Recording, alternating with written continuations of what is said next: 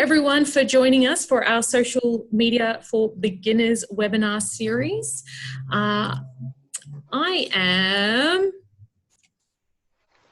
This is me. I am Claire Langsford. I am a Demonstrator Development Manager based out of our Sydney office, and I am joined by Charlotte Harding, our Marketing Content and Product Specialist from our German office today.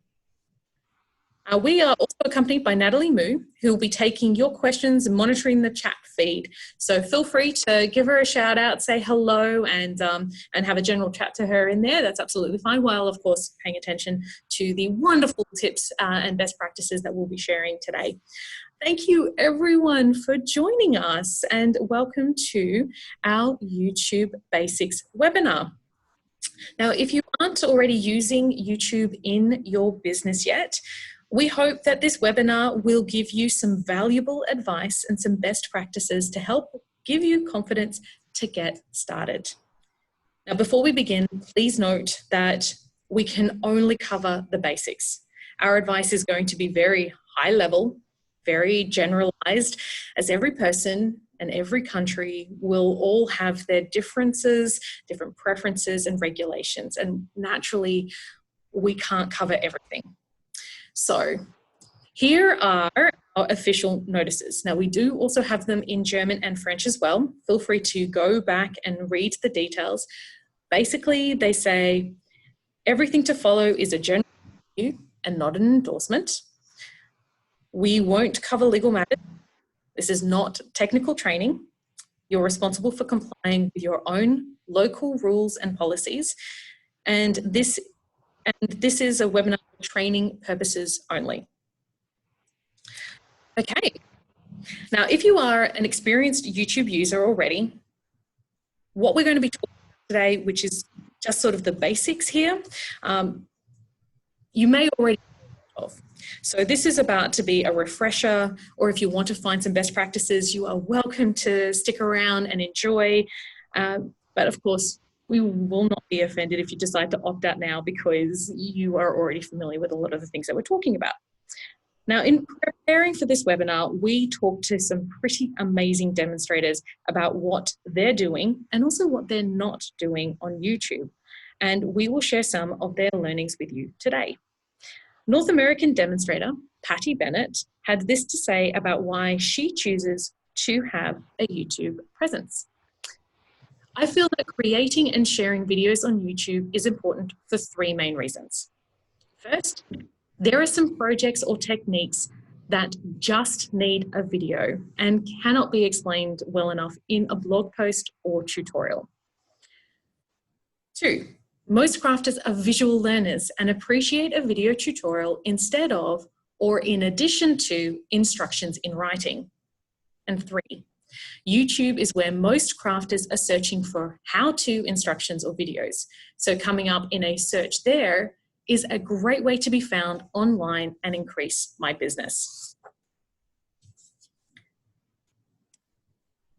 Why use YouTube videos?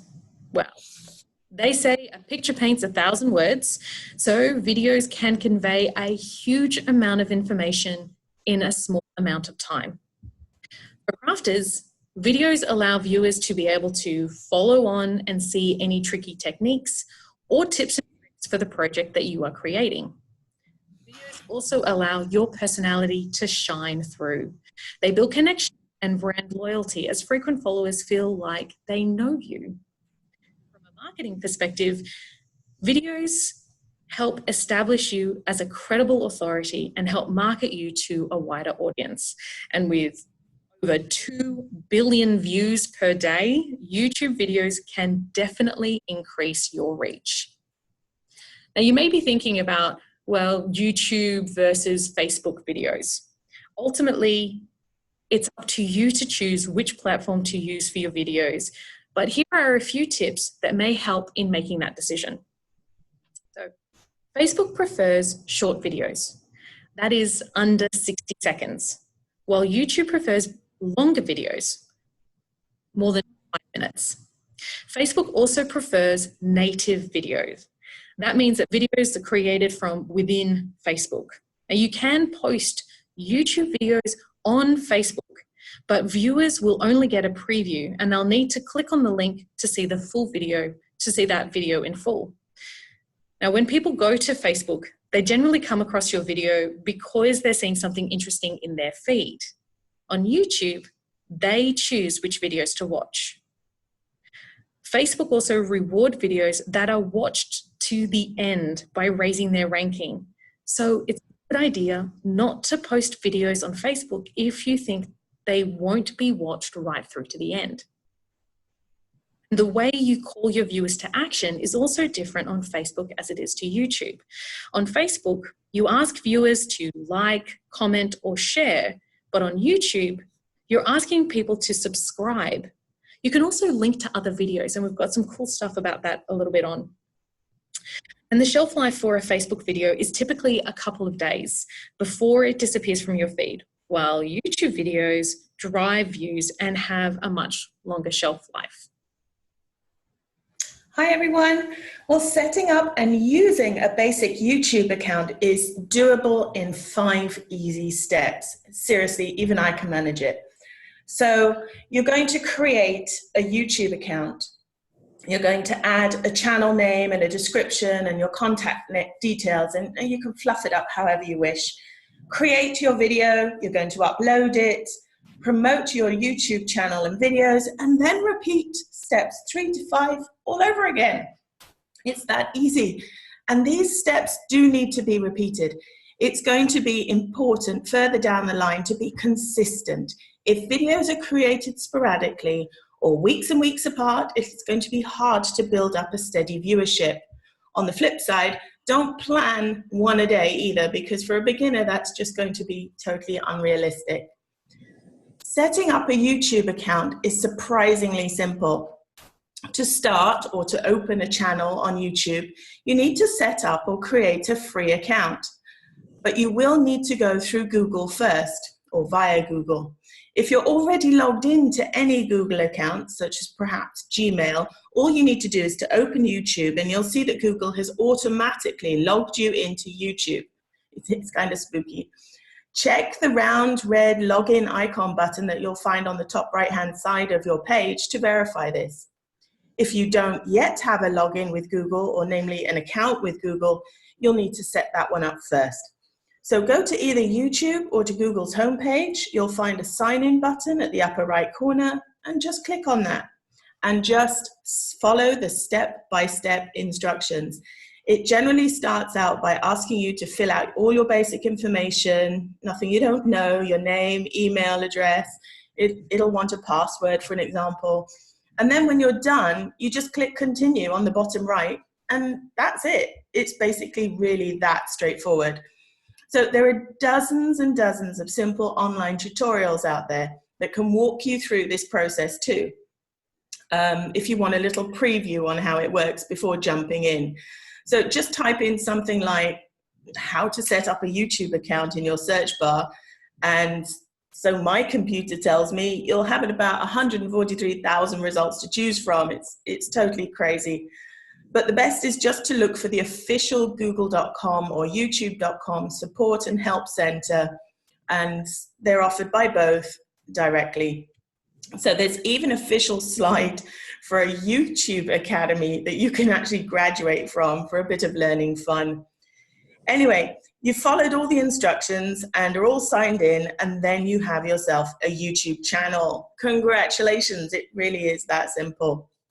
So post signing up, you can pep up your channel, as I said, by adding a channel name and a channel description to your account. You're going to add your contact details and links to your other platforms in their details section, and it can get as fancy as you want.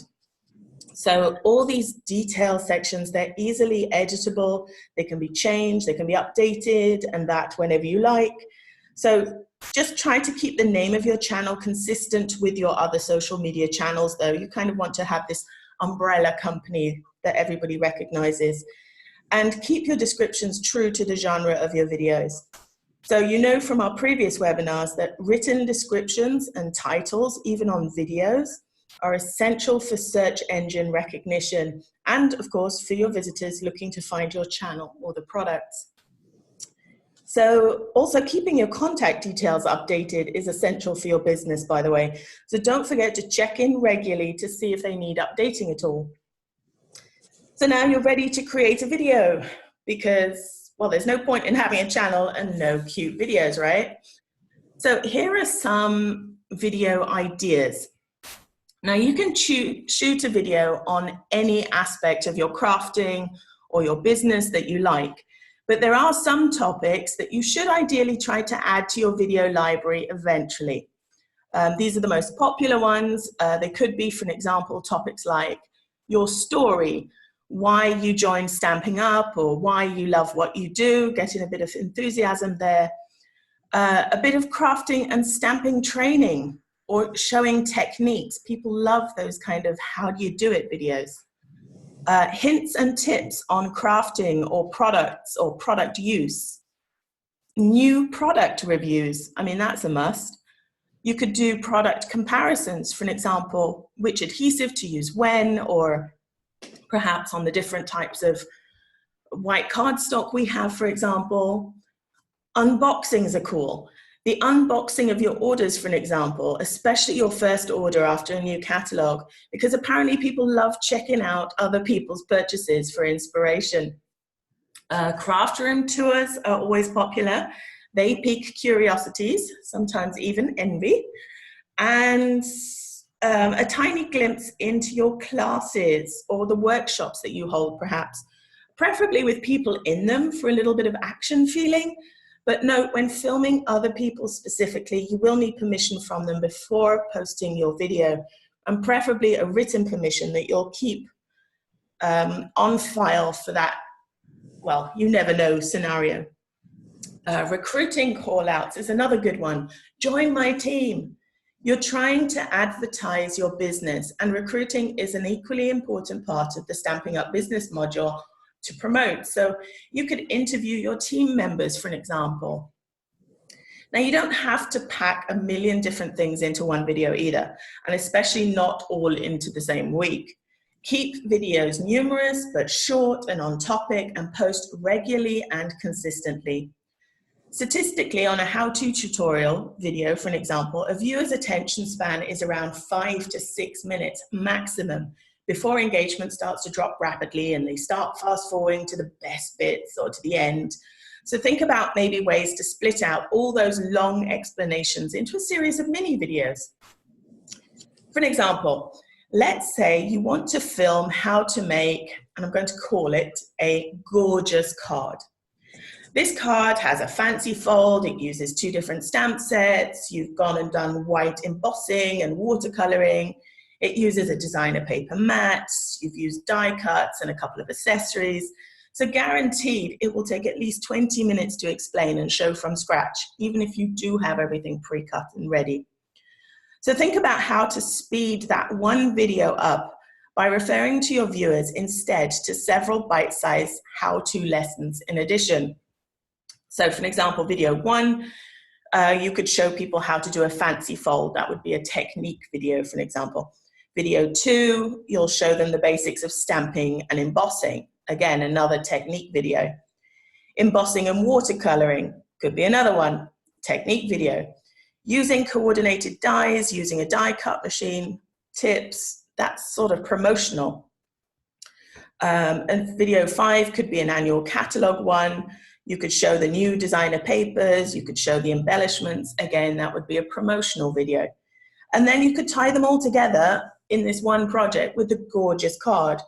So to make your video shorter, you could show just how to decorate the gorgeous card, but omit all the fancy fold explanation, for example, by referring them to the other short video on how to do that fold. And of course, you'd have some other examples in that video as well. And this is all a win-win because you get to build up your video library, generate more views and traffic on your site, and you won't need to spend half the time explaining every single step. So we've got some general content tips to share. You're going to select a topic or a theme and keep it focused. Choose one main objective and one secondary topic for the learner or the viewer, and try not to stray off it. Keep it short. Write a brief outline perhaps, or script to keep your video content on track from start to finish. And so you'll be less likely to stray from your main objective and get distracted. Show, don't tell, important. Support your talking points with compelling visual content or a live demonstration. Hands doing is better than mouth moving. Include a call to action. Make it a habit to tell viewers how to find your online store for the supplies you're using, for an example. Or go ahead and ask your viewers to like, comment, or share your video. Think about providing some additional resources too.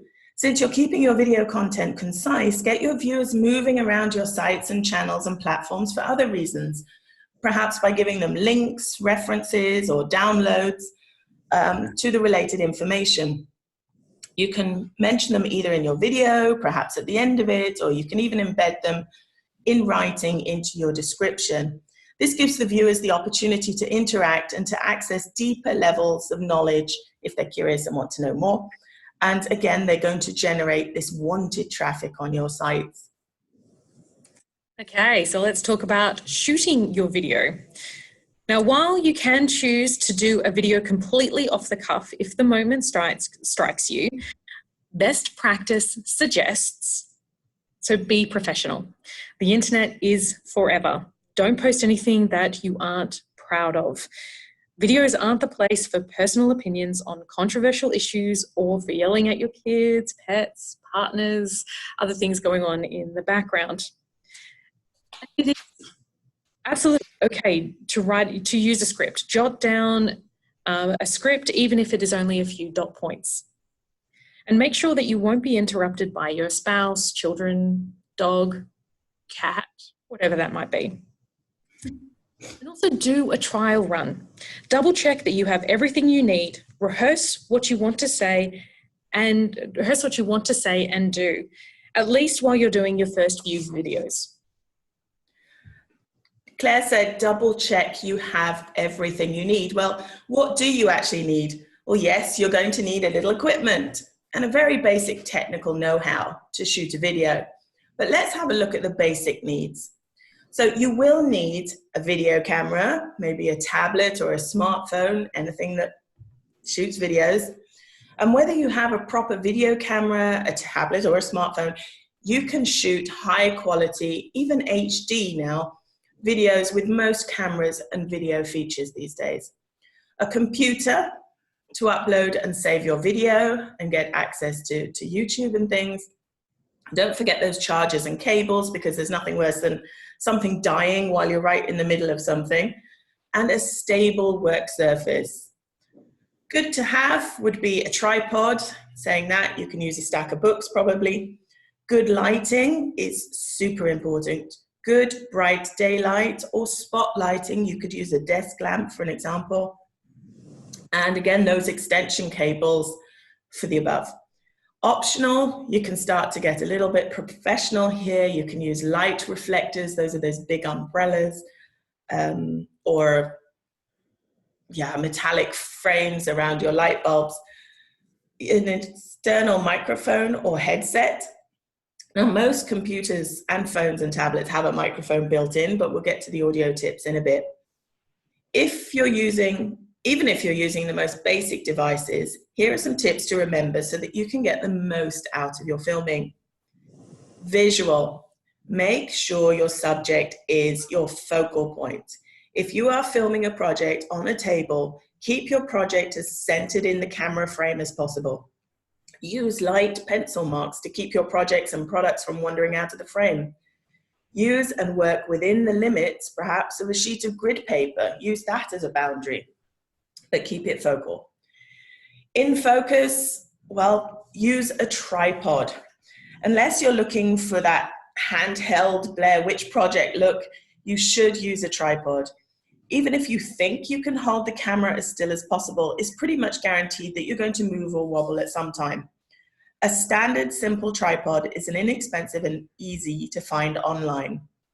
But before investing, you can just as well use a stack of books or boxes to keep your camera steady. Even a homemade Lego and duct tape construction will work. But you can even go and watch our video on how to create a camera mount in the social media section of Stamping University. Cool stuff. Avoid excessive zooming in and out. It's really distracting for the viewer and actually wastes time. More often than not, a phone camera or a tablet will need a few extra moments to focus and adjust. So zooming in and out just once or twice, if necessary, will be more than enough. Try shooting at one distance, stop the shot, and then record another shot at another distance. During editing, this transition will look seamless. Now, if you're using a smartphone, flip your phone to a horizontal landscape orientation before you start recording. And this will avoid the black frames, the thick black frames on either side of a recording, and will give you a wider, fuller picture on YouTube. Well lit. We said before, good lighting is almost better than a good camera. Keep sunshine or a strong light source at the back of your camera where possible for a brighter picture. Position yourself facing a window, use the natural sunlight, and just focus on your project. Avoid shadows. Shadows can also be avoided by using an overhead light source, like a desk lamp, for an example. But check your pictures first to check that you don't have a shadow cast over the actual product, the project that you're doing from your device. During your practice run, check to make sure that the picture and the subject is clear, in focus, well lit. Those three things: clear, in focus, and well lit. Claire touched on the environment. Well, your business reflects you. Think about the background. Think about your environment. You are advertising your business. Your business reflects you. So what do you want your viewers to see? The ironing board in the background, the kids jumping about on the sofa? Check your surroundings. Check your background for clutter and avoid unwanted traffic. Keep your set simple. It's going to be like a little film set. Make your background look as easy on the eyes as possible. And you can start out by just using a simple wall behind you or a unicolored, uncluttered tabletop as your backdrop. Audio, this is what I said before. Bad audio is one of the chief reasons a viewer will leave your video in a heartbeat. Test your audio quality and volume. Most modern laptops have built-in microphones and will record a moderate quality video audio. Smartphones and tablets already have built-in microphones, as you know, and their sound pickup is surprisingly sharp. You can also buy external USB microphones and USB cameras too, while I think about it. Did I mention that before? That hook up directly to your computer. And these are made for the job, so price and quality depending, these might be an option for you in the long run if you decide these YouTube videos are going to be for you. Reduce background noise. Well, make sure the windows are closed should you live by a busy street, for an example, or that the humdrum of an aircon or a fan on high speed in summer won't distract too much. Switch your phones, importantly, to silent, that kind of thing. And then use your normal voice. Now, this is funny that so many people say, do I really sound like that? Is there something wrong with the mic? Why is my voice so high-pitched? Well, these thoughts are totally common when you hear yourself for the first time in audio playback. But believe it or not, what you sound like to you is actually not what you sound like to everyone else. It all comes down to the way sound travels through the air versus a solid, for an example, in your own head. So just remember to speak in your normal voice because your voice is just your voice to everyone else. Also, there's no need to shout. The mics should pick up your voice and other sounds nearby quite clearly. But obviously make sure that you're not sitting too far away from the mic either. So basically, if others need to hear you better or louder, they can turn up the volume from their end as well. Ignore or edit mistakes. If you make a mistake, generally you have two choices, don't you? Stop and re-record, or just boldly continue on, as you would do in real life. Now, you don't need to be perfect. You just need to convey the fun and enjoyment. So don't be so harsh on yourself. Remember, done is better than perfect. YouTube is such a casual platform. It's okay to be you. It's okay to be human. A tip we mentioned earlier about using a script or an outline, try using cue cards or a sheet of paper taped underneath your camera, or even better, place a couple of note cards on the table just in front of you, just out of shot, to always keep on track with your content and details. Here's a fun idea from Carolyn Benny from Australia. She says, "For me, it's most important to be yourself. Treat the audience like they're your friends coming around to craft with you. Build connections." I love this bit. "You can even put a photo of the person or a friend you feel reflects your perfect customer in front of you, out of sight of the camera, of course, and just talk to them as you do your tutorial." Fun idea.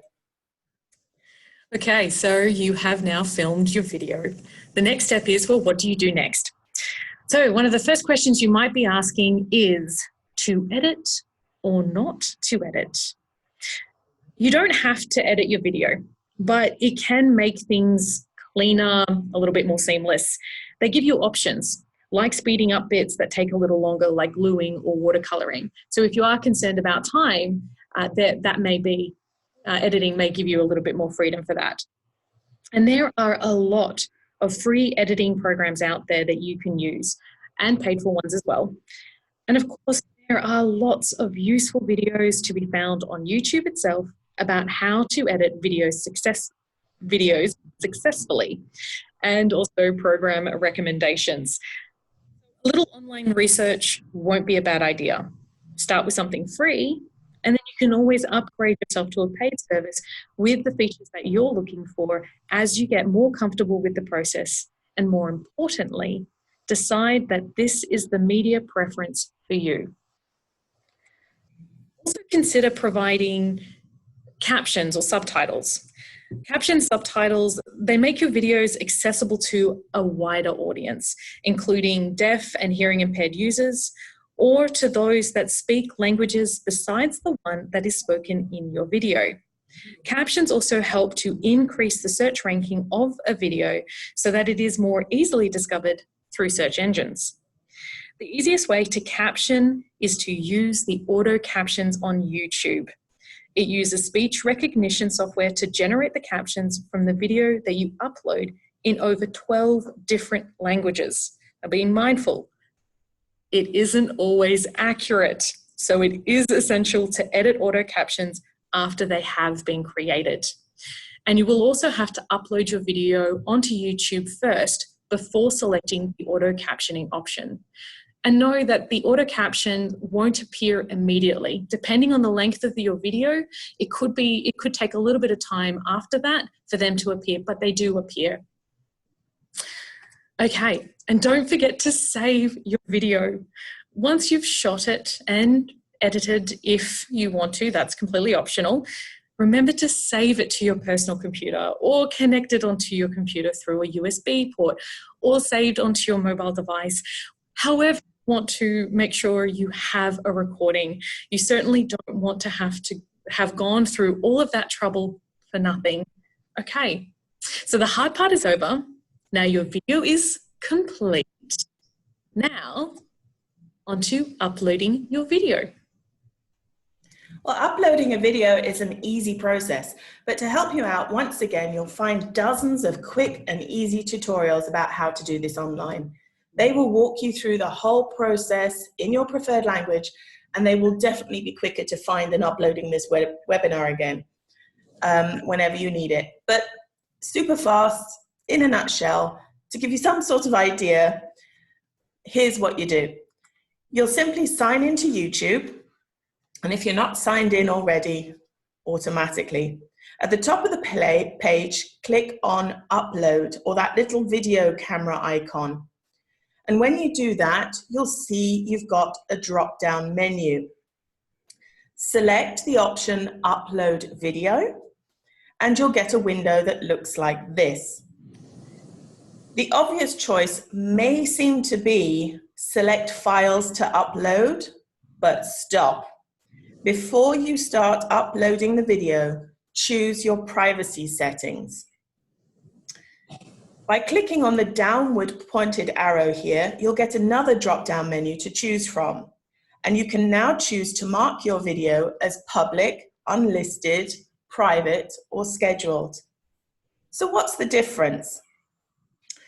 Public videos can be seen and shared by anyone using YouTube. They are posted on your channel when you upload them and will show up in search results and related video lists. Unlisted means that unlisted videos will be invisible to outsiders and they shouldn't show up in the YouTube's search results unless someone adds your unlisted video to a public playlist. Unlisted videos can be seen and shared by anyone with that link. So note, anyone with that link can also reshare it. So you may want to tell people that you prefer that not to happen. Then you have private. Private videos can only be seen by you and the users you choose. They won't show up in YouTube's search results. Scheduled simply means it will upload and wait to go live on a date and a time you select. So seriously, public is the better option if you want to select that for a maximum outreach. Scheduled is great when you're planning ahead. And the people you choose to share a video link with don't actually need a Google account to see the video. They just need to log into YouTube. So once your preference has been selected, say here public, next click on the big red arrow and select the video that you would like to upload from your computer or device. Now you're going to wait for a very short while, it's super speedy, for your video to upload. And while the video is uploading, you can edit both your basic information and any advanced settings for the video. Advanced settings, deciding, for an example, if you want to notify subscribers, for an example. Think up a title for it if you haven't done this already. Actually, you should always title your videos. And a title may use up to 100 characters. So if you can, include your business name in the title if possible. Add a short description or summary of your video too, up to 5,000 characters. You can include your contact information here. Either put your immediate contact details in the descriptions, for example, your phone number or your email address, or direct them or link them to another online platform where all your contact information is. Preferably one to an address linking up to your online store too, your blog site or your website, maybe. And then you can add a few search words. These are called meta tags or keywords, all of which search engines love. So don't forget you need these to optimize your SEOs. So for an example, you can include the stamp set name here that you're using, or some key product names if you're promoting just product. Name some of the techniques that you've used. Think about what keywords would you type into a search engine to find a video like this one? Now try to include generic words as well, like crafting industry words, so that you can capture a wider audience that may not be familiar with Stampin' Up. Things like DIY or paper crafting or homemade birthday cards, and these will make you even more searchable. Then there are lots of other content fields to discover and experiment with too. Ones for allowing comments and ratings or adding thumbnails, for an example. Now forgive us for not taking the time to give you a detailed YouTube tutorial walkthrough, but Google and YouTube are the experts for that. And their information on their websites is updated and current like all the time. So again, take a bit of time later to go out and watch and read their how-to tutorials for more information and details. So yeah, moving on. When you're done with your ads and edits, you click publish to finish uploading a public video to YouTube. Now this field or button could change its wording depending on the privacy settings you choose. For an example, it can say click done to finish uploading a private video, or click share to privately share your video with the persons of your choice. And of course, if you don't click publish at all, your video obviously won't be viewable to other people. So in a nutshell, your video is now done, it's uploaded, it's described, and it's live. So next step, marketing your video. Your video has now been created, it has been uploaded. Next is about spreading the word. And you can do this in a variety of different ways. And we've just outlined a few different ways in which that you can share your video once it's been uploaded and published. So one way, you'll want to embed a direct video link, which is provided by YouTube, into any new post, whether it's posted somewhere else on social media or on your blog. And the title of your blog post, for example, should be the same as the video. That just helps keep them connected. You can also share the video on your Facebook business page. You can tweet about it, pin the video onto Pinterest. You can email a link to your video to your contacts and your customers. Remember to monitor the comments of the videos, answer questions that come up. And it is always a good idea to follow up with people who are asking questions a day or so later. For example, you could ask them if they needed any help in placing an order. So these are a few different choices. In using a variety of different methods, it's important that you choose what works best for you and your business. Now, next step is that we have a call for action to you today. Now, if you haven't already, please set up a YouTube channel, film your first video, upload it to YouTube, and repeat. And that's it, really. So it's over to you to start the action. This is our call to action to you today. And before we finish up, we just want to give a big shout out of thanks to Natalie for helping us out today and dealing with your questions and comments and being available for you to chat. We also want to thank the following demonstrators for their guidance. So thank you very much, Patty Bennett and Carolyn Benny. We hope that you've learned some things with today's webinar. Thank you all so much for joining us. Goodbye from both of us. Until next time, thank you.